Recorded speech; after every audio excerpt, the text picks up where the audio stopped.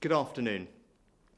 Today, I can announce the next step in the economic fight against the coronavirus pandemic with new support for the self-employed.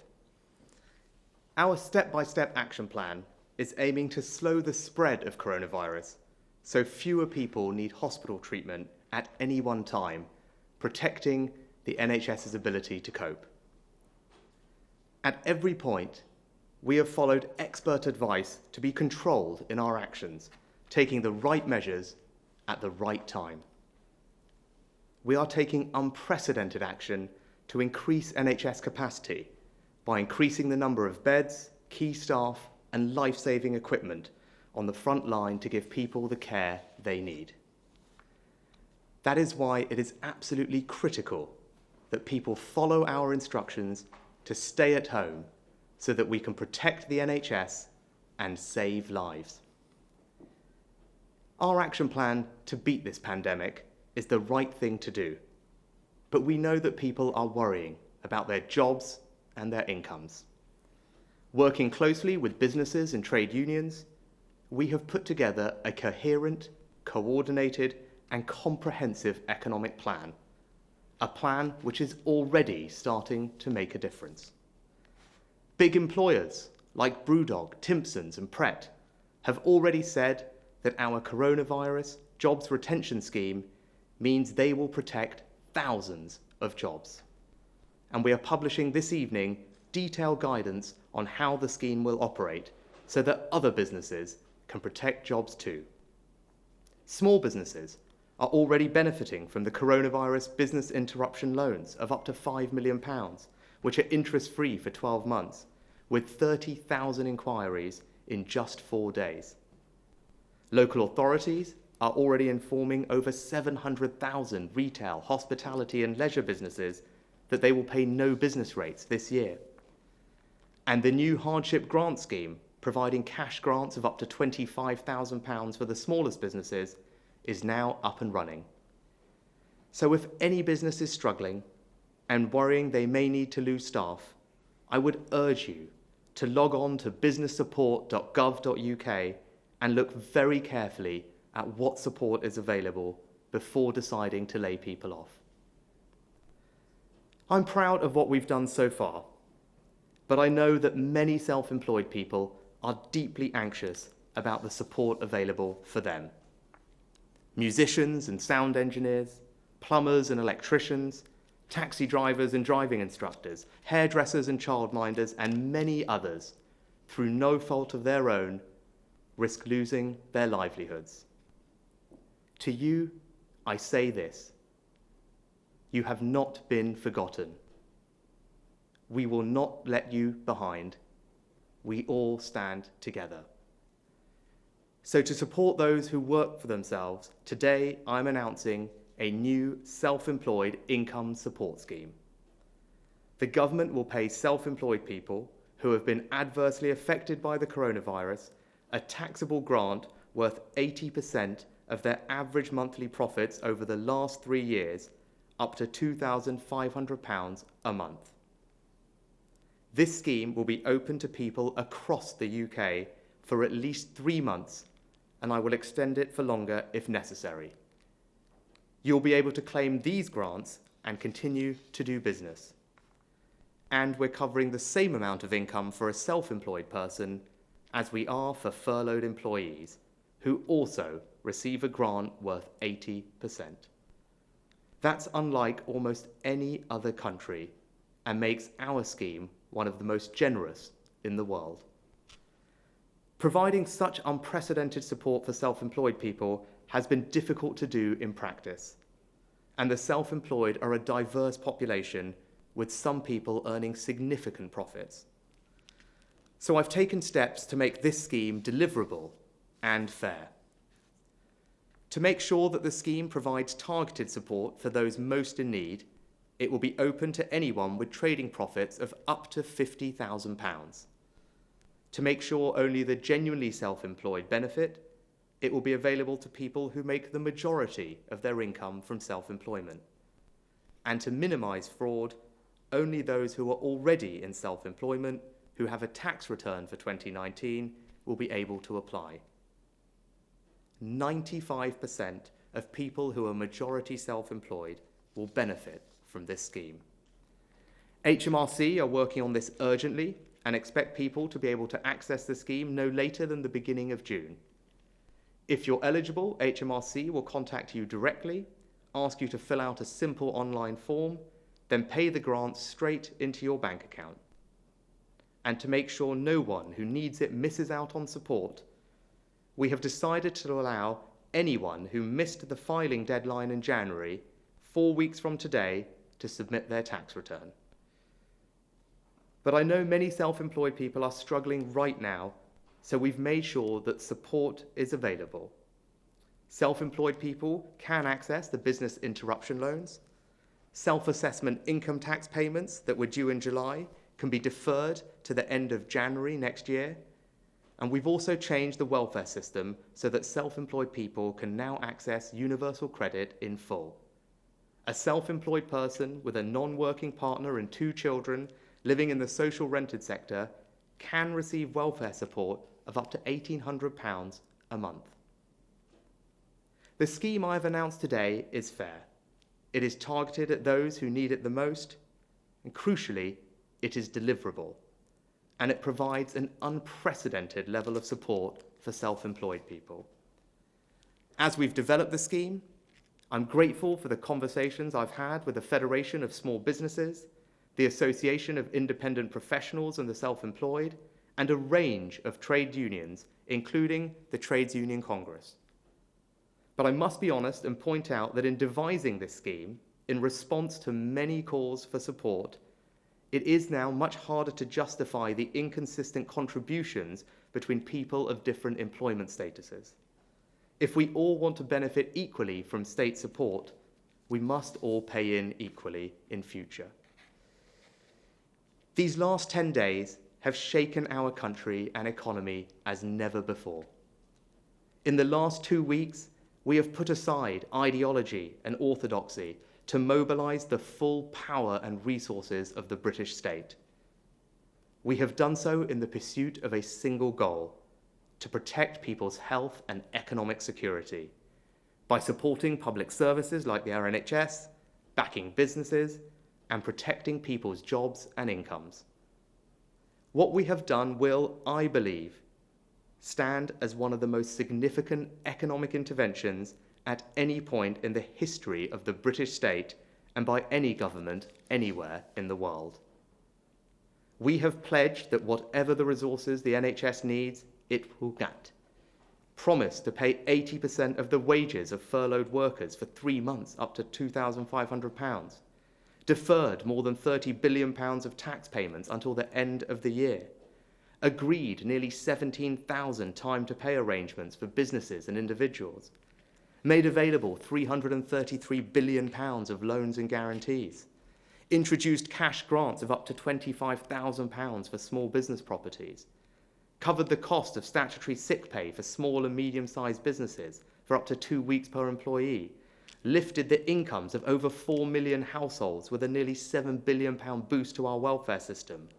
Agreed a 3-month mortgage holiday with lenders and nearly £1 billion more support for renters through the local housing allowance. And today, we've announced one of the most generous self-employed support schemes anywhere in the world. Despite these extraordinary steps, there will be challenging times ahead. We will not be able to protect every single job or save every single business. But I am confident that the measures we have put in place will support millions of families, businesses, and self-employed people to get through this, get through it together, and emerge on the other side both stronger and more united. Thank you. I think if we can take some questions from the media, turning first to Laura Koonsberg from the BBC. Thank you very much, Chancellor. You've said you hope to cover nearly all of the self-employed, but what about people who this scheme does not cover? And when do you hope the money will start coming through?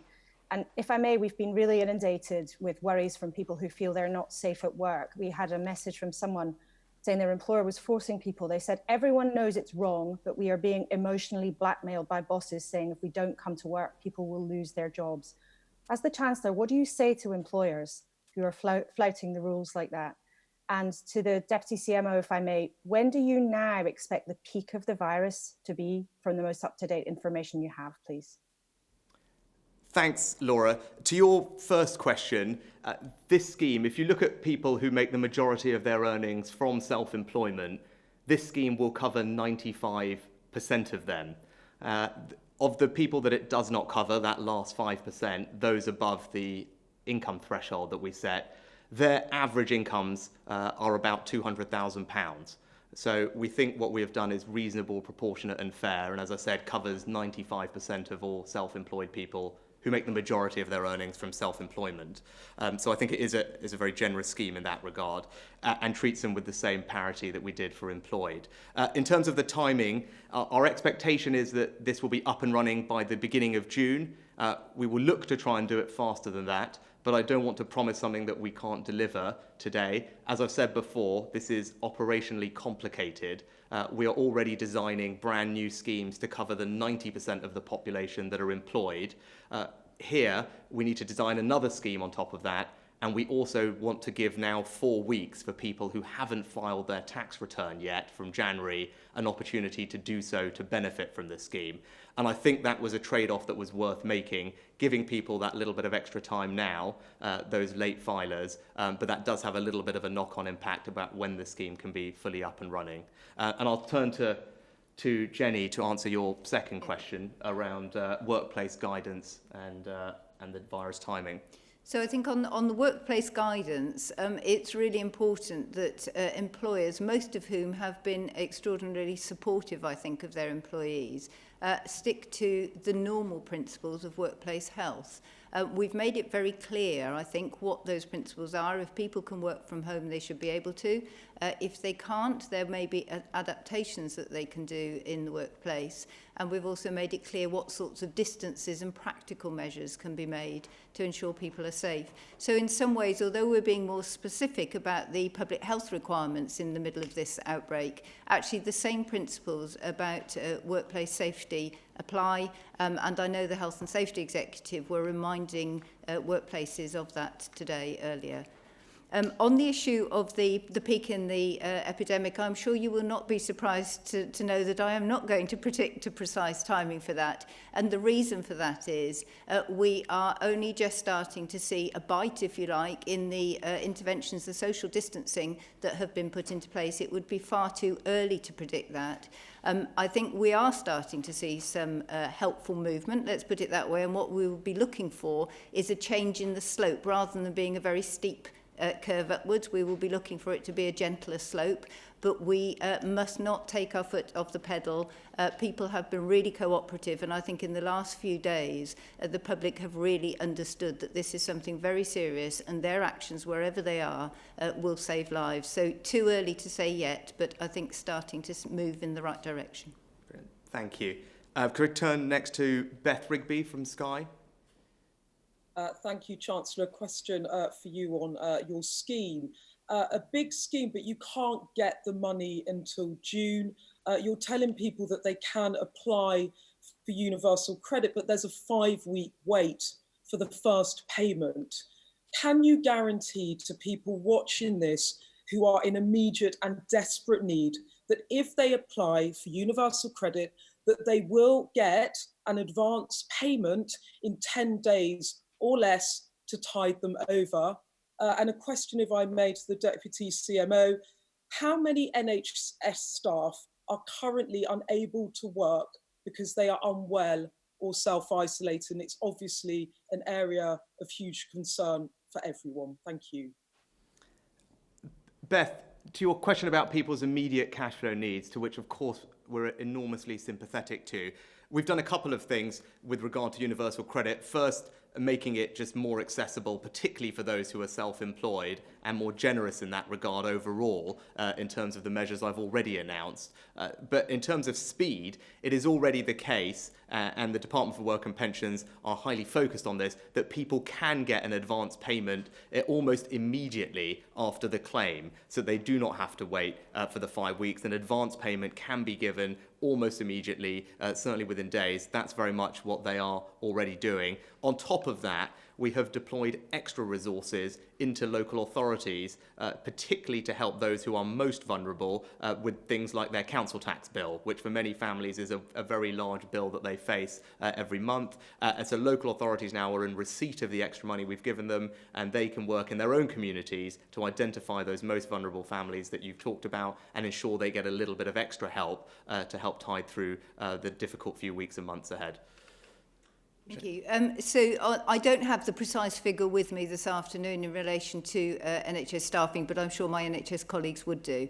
I think the important thing is I do recognise that there are a significant number of staff who are absolutely doing the right thing, as the rest of the public are, in taking themselves out of the workforce if they are symptomatic, and maintaining the safety for the rest of the public, but particularly the vulnerable patients. And I think we have to recognise and support that.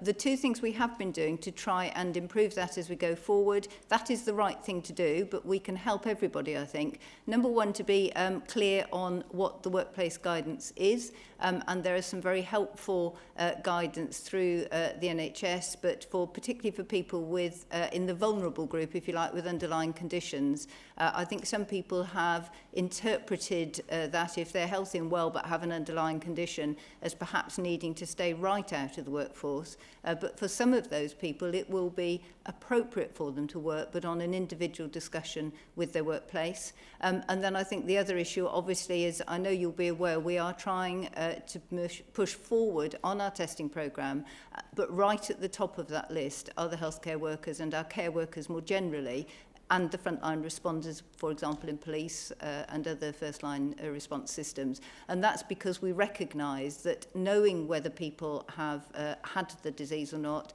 brings people back into the workplace now, but it also means we know what our resilience is going forward as we move into the depths, really, of the epidemic. So it's for all of us to do that, and that's what we're trying to do.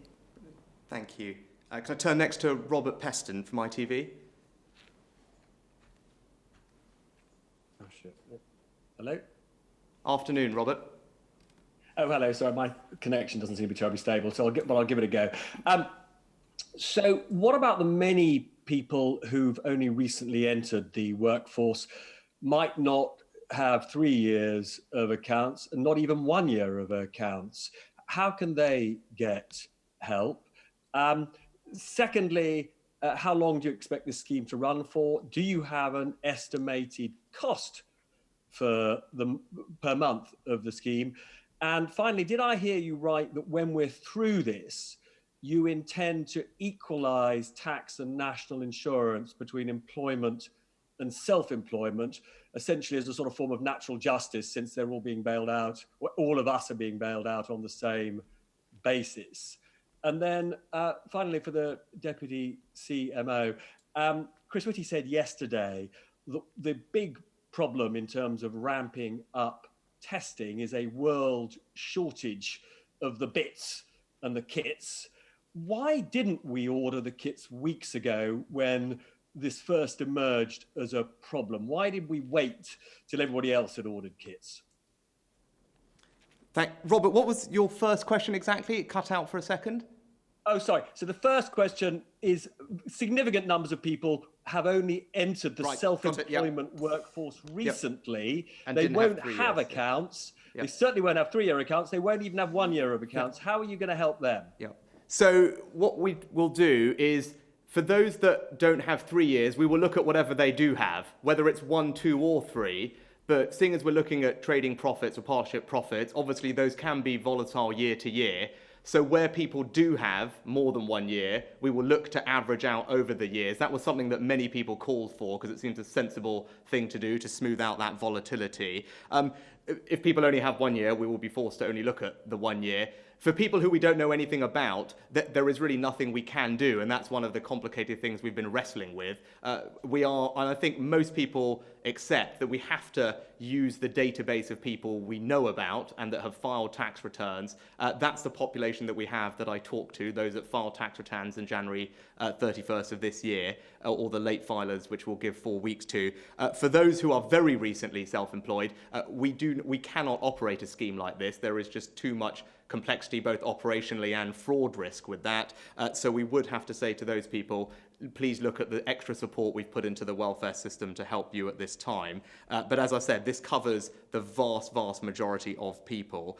In terms of the time frame for the scheme, what we've said is analogous to the employed scheme. We would do this for 3 months. So obviously, if we are able to make payments to people at the beginning of June, they would receive 3 months payments at that one time, backdated to March, completely comparable to the employed scheme. And with regard to your question on tax, I think the broader point I would make is, rather than be too specific right now about future tax policy, is just an observation that there is currently an inconsistency in contributions between self-employed and employed.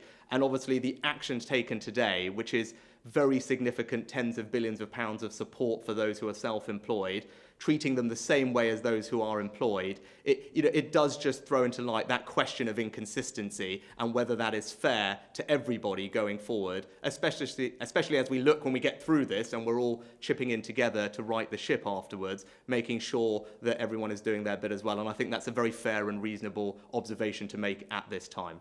I'll hand over to Jenny for your other question. So, thank you, Robert. In relation to testing, so I think with all of these things, whether it be testing or PPE, we have ordered and we have planned ahead. But I think what the public perhaps will recognise is that this is a brand new event. It's a pandemic.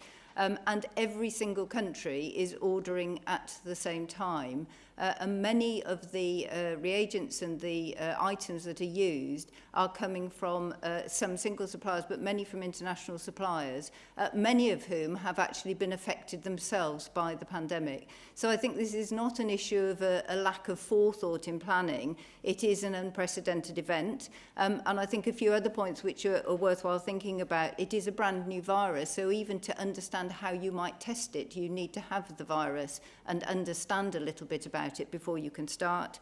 And there is also a point which is really important. Whilst we are dealing with coronavirus, so colleagues in Public Health England, for example, on a day-to-day basis, still need to manage all the other individual infections which are in the country. And some of those will be of higher significance, a higher risk for individual people. So it'd be wrong for us to be moving, for example, stock from our daily work into this. I mean, on a final point, and I think Chief Medical Officer made the point yesterday, the evaluation of this is absolutely critical. So we do have evaluations running now, and I recognise we all want to see these testing programmes very active, but it is vitally important that when we have a test, we know it does what we want it to do, not that we have incorrect information.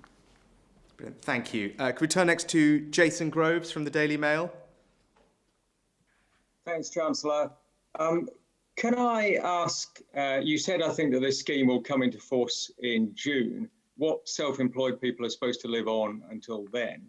We can also pick up Robert's point on the future tax treatment. Without getting into too much detail, which you obviously can't do at this stage, is it fair to say that you're warning the self-employed that they may well have to pay more tax in the future? And a question for Jenny Harries. Can I ask there's millions of us now cooped up in our houses. Are you at all worried about the kind of health impacts of that? We've seen kind of supermarket booze aisles stripped bare. Are you worried about the impact of mental health problems, obesity, drink problems in this crisis? Jason, to your first question on timing, I refer to what I've said previously. We've looked very hard at the quickest possible way to deliver this. We are already delivering a brand new system to deal with the employment scheme that we've set up, which covers 90% of the population. That will be up and running by the end of April to ensure that those businesses can meet their payroll in April and use that scheme to pay their furloughed workers. It is ultimately the same group of people, the same systems that need to do this. So we can do some of it in parallel, but some of it will have to be in sequence and come afterwards. Also, because we've taken the decision to allow people who are late in filing their tax returns in January 4 weeks from today, the opportunity to file their tax returns and benefit from this scheme, that also will have some impact on timing, which again, I think is a reasonable and sensible trade-off to make in the circumstances. They will get 3 months in one go in June, which obviously will be welcome. And as I said, we have made available multiple other avenues of support in the interim for this population of people. Very considerable investments, both in the welfare system, through local councils and other tax deferrals. And with regard to the thing, again, I'm not anticipating future policy. I'm just making the observation that I think it is harder to sustain the argument that if you're employed and paying a higher rate of tax on the basis that you are treated differently, and now we're treating everybody the same and at a very, very significant cost, that we as a country and as a society, as we get through this, and all together are figuring out, once we get through this, how we then right the ship afterwards.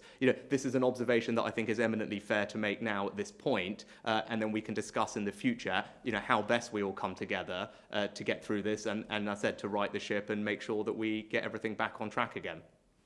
Jenny? Thank you.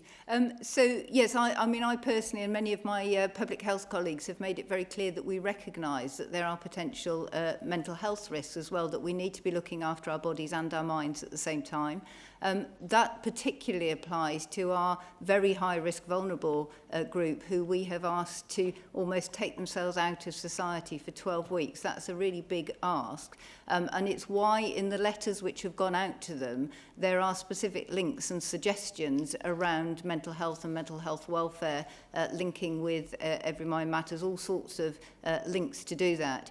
But I might actually put a more optimistic view as well, which is if people are not going out to work, and often that actually creates quite a stress in terms of travel time, they have more free time to themselves, and it might be the best opportunity the whole country has to say, I'm going to use my one exercise session every day to ensure that by the time this is over, I am super fit and so is my family. And in fact, if you have something restricted, it suddenly becomes quite a pleasurable event. So even though you may not have wished to jog along the street before, doing so now might actually be quite a relief and quite a positive thing for us all to do.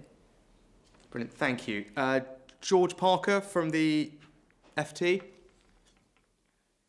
Thank you, Chancellor. You've made no secret at all of the fact that the scheme has been very difficult to design. Would you accept that it's open to abuse?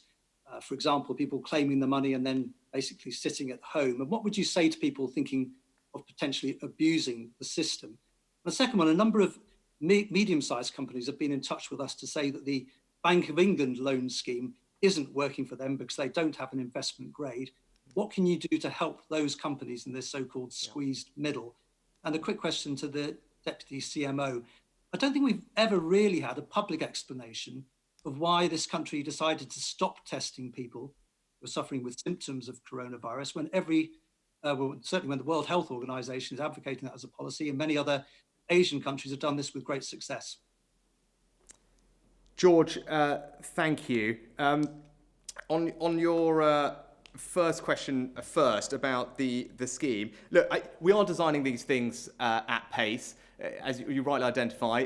Given the circumstances, I don't think we should let the perfect be the enemy of the good. We accept that has some challenges. That's why we've put some of the conditionality into the scheme to limit some of the risks that you identified. For example, making this for people who have an actual tax return that we can look at, so we know that there are real people who are genuinely self-employed and not just telling us out of the blue that they are. That's a kind of very obvious check.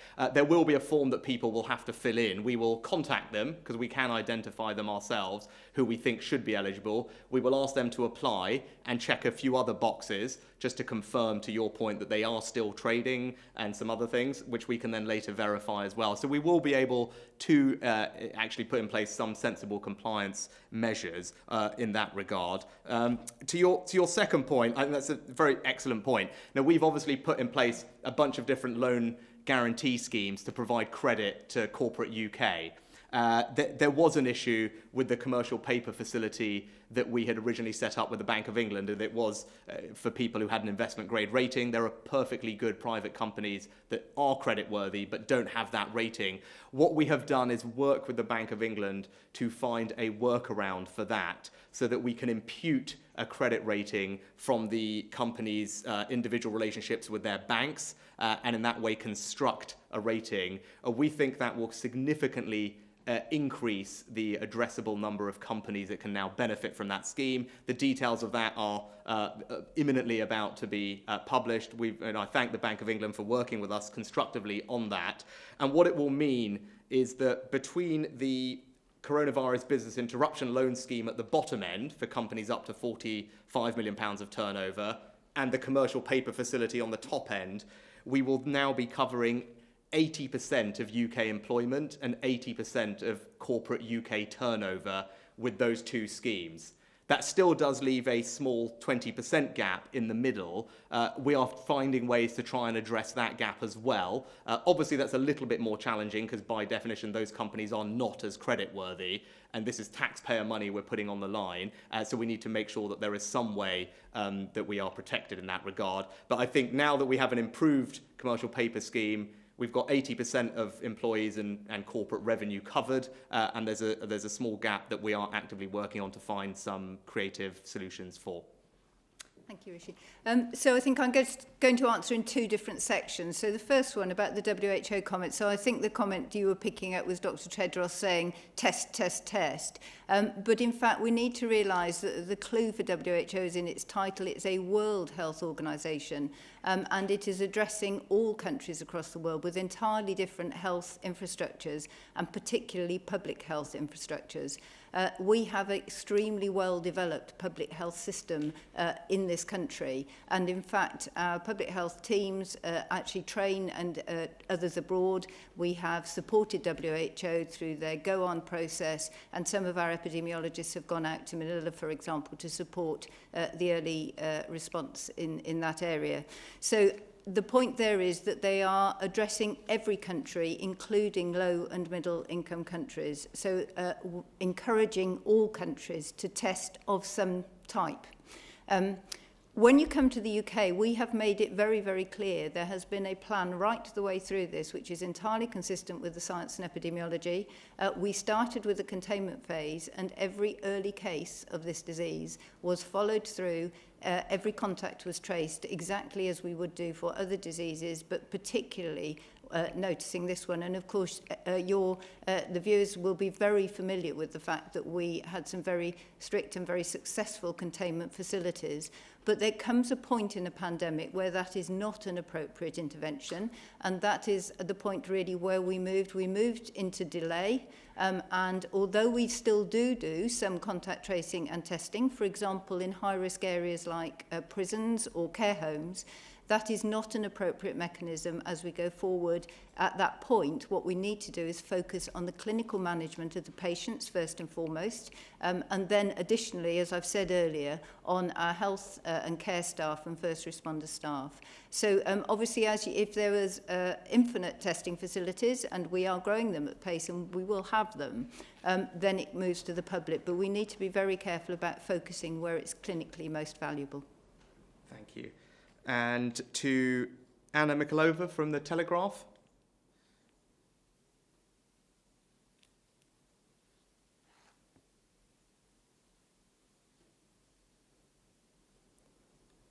Anna, sorry, we can't hear you.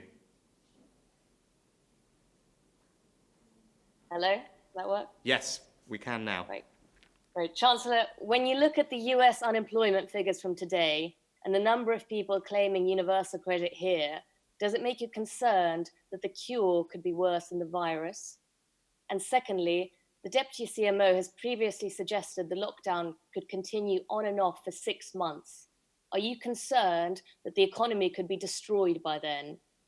And a quick question for the Deputy CMO. Public Health England said 1 million members of the public are going to be sent self-testing kits at home. Who will these people be? How will you choose them? And what will happen to their test results?